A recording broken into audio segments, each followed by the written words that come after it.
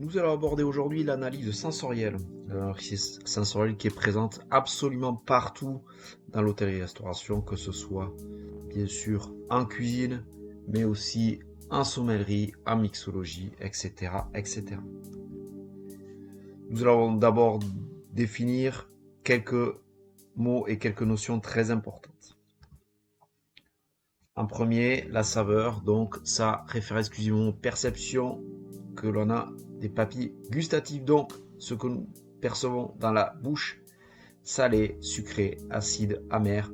Et on rajoute souvent maintenant l'umami, qui est une saveur là, qui est dite la cinquième saveur et qui est difficile à définir parce qu'elle aurait plusieurs saveurs mélangées. L'odeur que l'on connaît bien fait appel juste à la voie nasale directe, c'est-à-dire quand on sent quelque chose, on a une odeur. Et l'arôme, que l'on confond souvent avec la saveur. Mais l'arôme met en œuvre vraiment la voie rétronasale. Lorsqu'un aliment est mis dans notre bouche, il se réchauffe et des substances volatiles se libèrent. On a des capteurs qui sont situés à l'arrière de notre palais, entre le nez et la bouche, qui récupèrent ces arômes-là et qui nous renseignent sur l'aliment que l'on déguste. C'est pourquoi, quand on est enrhumé, il est difficile de trouver le goût des aliments, parce que les arômes et ces substances volatiles sont très très très importantes. Et ensuite, la flaveur, qui est une combinaison entre la saveur, la texture et l'arôme. C'est une notion que l'on n'utilise pas beaucoup en hôtellerie-restauration. Enfin, on va définir l'analyse sensorielle. Alors, je vais vous donner deux définitions. Celle que je préfère, qui est la définition complète. L'analyse sensorielle, elle consiste à étudier de manière ordonnée et structurée les propriétés d'un produit, afin de pouvoir le décrire, le classer, l'améliorer de façon extrêmement objective et rigoureuse. J'explique cette définition. Cette analyse sensorielle, elle évite tout ce qui est subjectif, c'est-à-dire comme quelque chose d'objectif. Le j'aime pas n'a pas lieu d'être dans l'analyse sensorielle. On veut donner de manière structurée les propriétés d'un produit.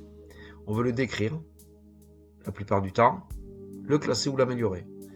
Donc cette analyse sensorielle, elle va se faire d'une manière très précise avec des mots très précis.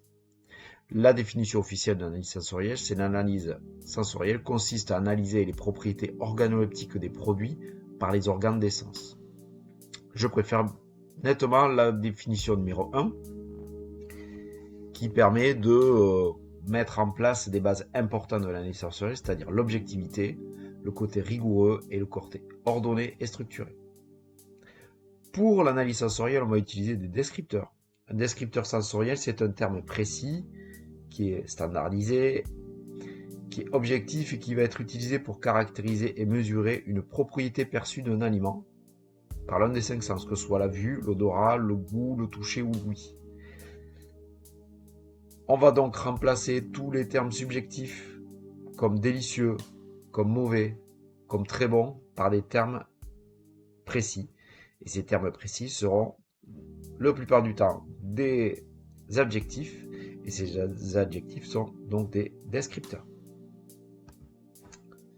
Exemple de descripteurs qu'on peut analyser, donc là j'ai mis juste l'aspect et l'odeur, mais on a énormément de descripteurs possibles qui nous permettent donc de caractériser de manière ordonnée, précis, rigoureux et objectif ce que l'on va percevoir d'un produit. Je vous laisse découvrir quelques mots ici.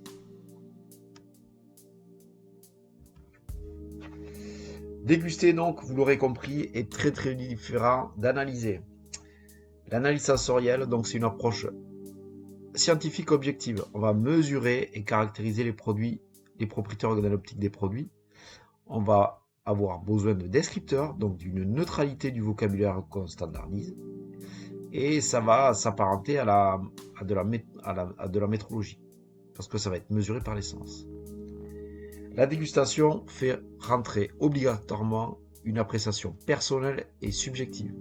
Ça va reposer sur des jugements hédoniques, donc qui nous intéressent pas. J'aime pas, on s'en fiche complètement. Ça va varier selon l'humeur, la culture ou le vécu de chacun, suivant même l'état de santé de quelqu'un. et ça va donc viser l'appréciation globale, et le plaisir immédiat.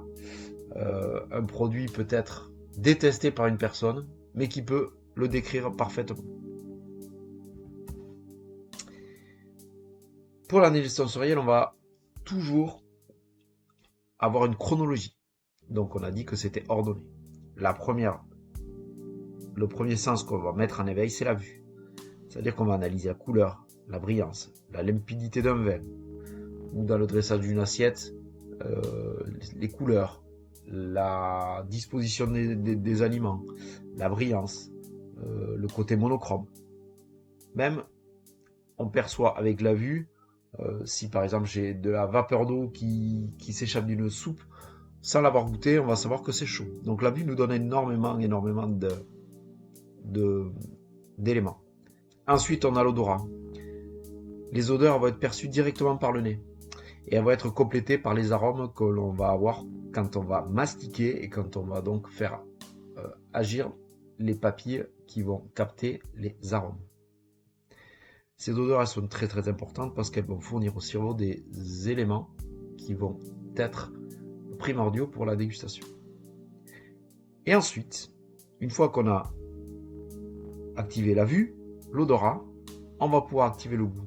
Donc vous avez compris que quand on fait une analyse sensorielle, le dernier sens qu'on va faire agir, c'est le goût et le toucher. Donc là, les saveurs de base, on va les détecter et ça va être couplé aux textures, au côté chaud, puis va s'activer les arômes qui vont être perçus par les cellules rétronasales. Et donc cette chronologie est très très importante. Si dans une analyse sensorielle, on se jette directement sur le produit et qu'on le goûte, on va forcément manquer des informations importantes données par la vue et par l'odorat. À quoi sert l'analyse sensorielle? Cette analyse sensorielle peut nous permettre de faire pas mal de choses. Dans l'hôtellerie-restauration, de peut-être donner des indications pour l'accord mets et vin. Si j'ai quelque chose de très épicé, peut-être que le sommelier va prendre un vin qui va s'accorder le mieux possible avec des épices. Ça nous permet aussi de comparer les produits, notamment de faire des tests triangulaires. Exemple, je suis un restaurateur, je fais une tarte aux pommes maison et je me demande si je ne vais pas acheter une tarte aux pommes prête à l'emploi. Je vais prendre 3 bouts de tarte aux pommes, je vais demander à des sujets qui vont venir, qui vont goûter les 3, et je vais leur demander de me citer celui qui est différent des 2 autres. Donc je vais mettre 2 tartes aux pommes industrielles, une petite tarte aux pommes maison, et je vais leur demander de trouver la différence. Cette analyse sensorielle va nous permettre de mettre en évidence des différences. On peut s'en servir par exemple quand on va corriger un produit, c'est-à-dire pour l'améliorer. Par exemple, j'ai un saumon teriyaki que je cuis d'une manière traditionnelle et finalement, peut-être que en le passant un peu à la vapeur avant, je vais pouvoir avoir des petites perceptions différentes, donc je vais pouvoir améliorer, je vais pouvoir corriger pour la vue, je vais pouvoir peut-être améliorer juste le dressage. Alors le dressage va nous permettre peut-être de éveiller l'appétit de nos clients. L'analyse sensorielle, on peut s'en servir pour un choix de création de plat. Je parlais de saumon, mais par exemple j'ai un saumon avec des poireaux étuvés, une petite sauce hollandaise. Je vais cuire mon saumon, je vais le sauter à l'unilatéral, je vais cuire un saumon à la vapeur et je vais prendre un dernier bout de saumon que je vais confire dans l'huile d'olive. Ça va être juste le paramètre qui va changer.